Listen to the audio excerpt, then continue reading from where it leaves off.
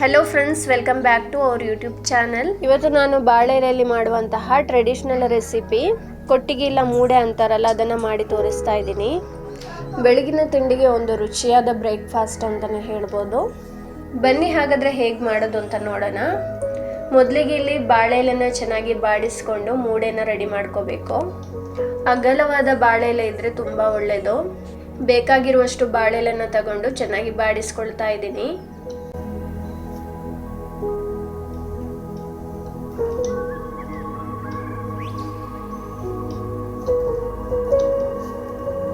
ಬಾಳೆಲೆ ಇರುವಂತಹ ದಂಟನ್ನು ಕೂಡ ಚೆನ್ನಾಗಿ ಬಾಡಿಸ್ಕೊಳ್ಬೇಕು. ಇದರಿಂದ ಮೂಡೆ ಕಟ್ಟಲಿಕ್ಕೆ ಬೇಕಾಗಿರುವಂತಹ ಹಗ್ಗಗಳನ್ನು ರೆಡಿ ಮಾಡ್ಕೊಳ್ಬೋದು.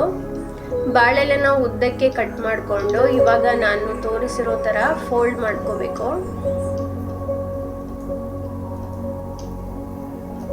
ಇವಾಗ ನೋಡ್ತಿದ್ದೀರಲ್ವ, ಈ ಥರ ರೌಂಡ್ ಆಗಿ ರೆಡಿ ಮಾಡ್ಕೋಬೇಕು.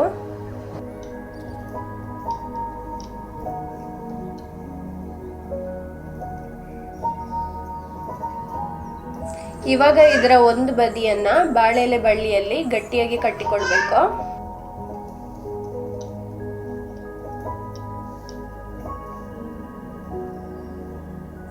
ಇವಾಗ ಇದರಲ್ಲಿ ಓಪನ್ ಆಗಿರೋ ಪೋರ್ಷನ್ ಅನ್ನ ಒಂದು ಸಣ್ಣ ಕಡ್ಡಿಯ ಸಹಾಯದಿಂದ ಕ್ಲೋಸ್ ಮಾಡ್ಕೋಬೇಕು. ಇವಾಗ ನೋಡ್ತಾ ಇದ್ದೀರಲ್ವಾ, ಇದಕ್ಕೆ ಬೇಕಾಗಿರುವಂತಹ ಮೂಡೆ ರೆಡಿ ಆಯಿತು. ಈ ರೀತಿ ಬಾಳೆಲೆ ಮೂಡೆನ ರೆಡಿ ಮಾಡ್ಕೊಳ್ಬೇಕು. ಇದರಲ್ಲಿ ಮೇಯ್ನ್ ಆಗಿರುವಂಥದ್ದು ಮೂಡೆಗಳನ್ನು ರೆಡಿ ಮಾಡ್ಕೊಳ್ಳೋದು. ಫಸ್ಟ್ ಟೈಮ್ ಮಾಡೋದಿದ್ರೆ ಇದನ್ನು ತುಂಬ ಪೇಷನ್ಸಿಂದ ಮಾಡಬೇಕಾಗತ್ತೆ. ನಾನು ಇದನ್ನು ಫಸ್ಟ್ ಟೈಮ್ ಮಾಡ್ತಾ ಇದ್ದೀನಿ. ಟ್ರೆಡಿಷನಲ್ ರೆಸಿಪಿ ಒಂದ್ಸಲ ಟ್ರೈ ಮಾಡೋಣ ಅಂತ ಅನ್ನಿಸ್ತು.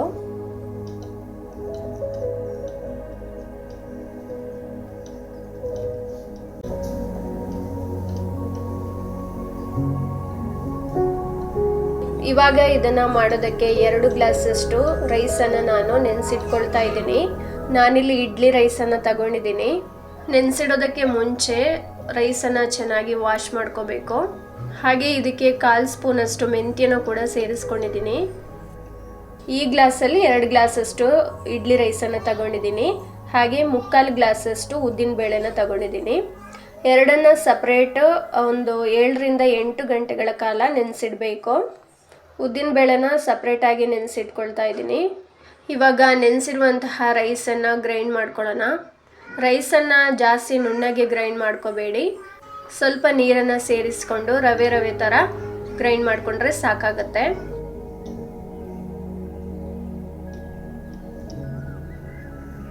ಇವಾಗ ರೈಸನ್ನು ಗ್ರೈಂಡ್ ಮಾಡ್ಕೊಂಡಾಗಿದೆ. ಇಲ್ಲಿ ತೋರಿಸ್ತಿದ್ದೀನಲ್ಲ, ಈ ಥರ ರವೆ ಥರ ಗ್ರೈಂಡ್ ಮಾಡ್ಕೋಬೇಕು. ಜಾಸ್ತಿ ನುಣ್ಣಗೆ ಬೇಡ. ಈ ಹಿಟ್ಟನ್ನು ನಾನು ಪ್ಲಾಸ್ಟಿಕ್ ಡಬ್ಬಕ್ಕೆ ಹಾಕಿಡ್ತಾ ಇದ್ದೀನಿ, ಬೇಗ ಫರ್ಮೆಂಟೇಷನ್ ಆಗುತ್ತೆ ಅಂತ ಹೇಳಿ. ಈ ಥರ ಪ್ಲಾಸ್ಟಿಕ್ ಡಬ್ಬಕ್ಕೆ ಹಾಕಿಡೋದ್ರಿಂದ ಹಿಟ್ಟು ಚೆನ್ನಾಗಿ ಉಬ್ಬುತ್ತೆ. ಇವಾಗ ನೆನೆಸಿಟ್ಕೊಂಡಿರುವಂತಹ ಉದ್ದಿನ ಬೇಳೆನ ಚೆನ್ನಾಗಿ ನೈಸಾಗಿ ಗ್ರೈಂಡ್ ಮಾಡ್ಕೊಳ್ಳೋಣ. ಗ್ರೈಂಡ್ ಮಾಡ್ಕೊಂಡಿರುವಂತಹ ಉದ್ದಿನ ಬೇಳೆನ ಇದಕ್ಕೆ ಸೇರಿಸ್ಕೊಳ್ತಾ ಇದ್ದೀನಿ. ಮೊದಲೇ ರೈಸನ್ನು ಗ್ರೈಂಡ್ ಮಾಡಿ ಹಾಕೊಂಡಿದ್ನಲ್ಲ, ಅದಕ್ಕೆ ಸೇರಿಸ್ಕೊಳ್ತಾ ಇದ್ದೀನಿ.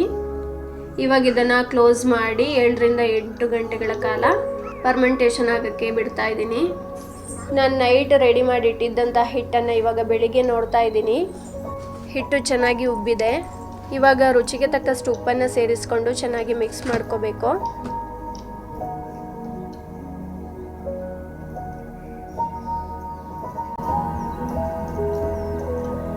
ಹಿಟ್ಟನ್ನು ಇನ್ನೊಂದು ಪಾತ್ರೆಗೆ ಹಾಕೊಳ್ತಾ ಇದ್ದೀನಿ. ಮೂಡೆಗೆ ಹಿಟ್ಟನ್ನು ಹಾಕೊಳ್ಳಿಕ್ಕೆ ಕಷ್ಟ ಆಗುತ್ತೆ ಅಂತ ಹೇಳಿ ಈ ಥರ ಸಣ್ಣ ಪಾತ್ರೆಗೆ ಹಿಟ್ಟನ್ನು ಹಾಕೊಂಡಿದ್ದೀನಿ. ಇವಾಗ ಇಡ್ಲಿ ಬೇಯಿಸೋ ಪಾತ್ರೆ ಅಂದರೆ ಕಲಸಿಕೆಯಲ್ಲಿ ಸ್ವಲ್ಪ ನೀರನ್ನು ಹಾಕ್ಕೊಂಡು ಅದರ ಮೇಲೆ ಈ ಬಾಳೆಲೆನ ಇಟ್ಕೊಂಡಿದ್ದೀನಿ. ಈ ಥರ ಬಾಳೆಲೆನ ಹರಡಬೇಕು. ಇವಾಗ ಎಲ್ಲ ಮೂಡೆಗಳಿಗೆ ಸ್ವಲ್ಪ ನೀರನ್ನು ಸೇರಿಸ್ಕೊಂಡು ಒದ್ದೆ ಮಾಡ್ಕೊಳ್ಬೇಕು. ಈ ಥರ ಮಾಡೋದ್ರಿಂದ ಹಿಟ್ಟು ಬೆಂದ ಮೇಲೆ ಚೆನ್ನಾಗಿ ಬಿಡಿಸ್ಕೊಳ್ಬೋದು.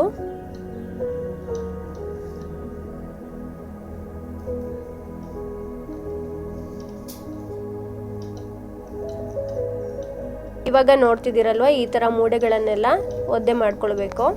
ಇವಾಗ ಹಿಟ್ಟನ್ನು ಮೂಡೆಗೆ ಹಾಕೊಳ್ಳೋಣ. ನಾನಿಲ್ಲಿ ಒಂದು ಮೂಡೆಗೆ 2-3 ಸ್ಪೂನಷ್ಟು ಹಿಟ್ಟನ್ನು ಹಾಕೊಳ್ತಾ ಇದ್ದೀನಿ.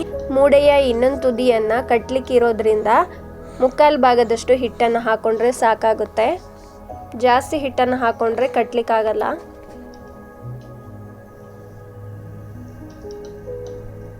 ಇವಾಗ ಮೂಡೆಗೆ ಹಿಟ್ಟನ್ನು ಹಾಕೊಂಡಾಗಿದೆ. ಇವಾಗ ಇನ್ನೊಂದು ತುದಿಯನ್ನು ಬಳ್ಳಿಯ ಸಹಾಯದಿಂದ ಕಟ್ಟಿಕೊಳ್ಳೋಣ. ಬಾಳೆಲ ದಂಟಿನಿಂದ ಮಾಡಿರುವಂತಹ ಬಳ್ಳಿ ಇದು. ಈ ರೀತಿ ಗಟ್ಟಿಯಾಗಿ ಗಂಟು ಹಾಕ್ಕೊಳ್ಬೇಕು.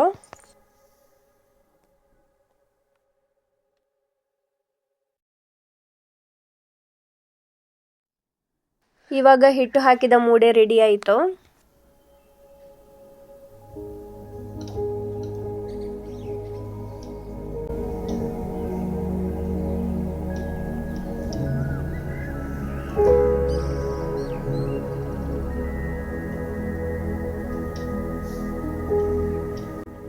ಹಿಟ್ಟು ಹಾಕಿ ರೆಡಿ ಮಾಡಿಕೊಂಡ ಮೂಡೆಯನ್ನು ಈ ರೀತಿ ಇಡ್ಲಿ ಪಾತ್ರೆಯಲ್ಲಿ ಬೇಯಿಸ್ಕೊಡೋಣ. ಹೈ ಫ್ಲೇಮಲ್ಲಿ ಸುಮಾರು 3/4 ಗಂಟೆ ಬೇಯಿಸ್ಕೊಂಡ್ರೆ ಸಾಕಾಗುತ್ತೆ.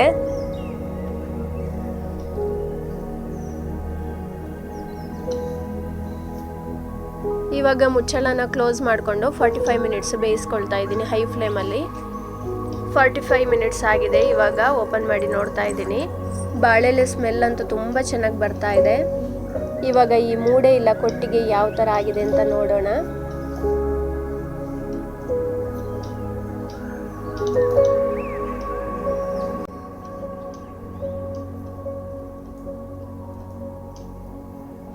ಮೂಡೆ ಎಲ್ಲನೂ ತೆಗೆದು ಇನ್ನೊಂದು ಪಾತ್ರೆಗೆ ಹಾಕೊಳ್ತಾ ಇದ್ದೀನಿ. ಅದರಲ್ಲೇ ಇಟ್ಟರೆ ಗಟ್ಟಿಯಾಗುತ್ತೆ ಅದಕ್ಕೆ. ಇವಾಗ ಇದು ರೆಡಿ ಆಗಿದೆ. ನೋಡೋಣ ಹೇಗಾಗಿದೆ ಅಂತ.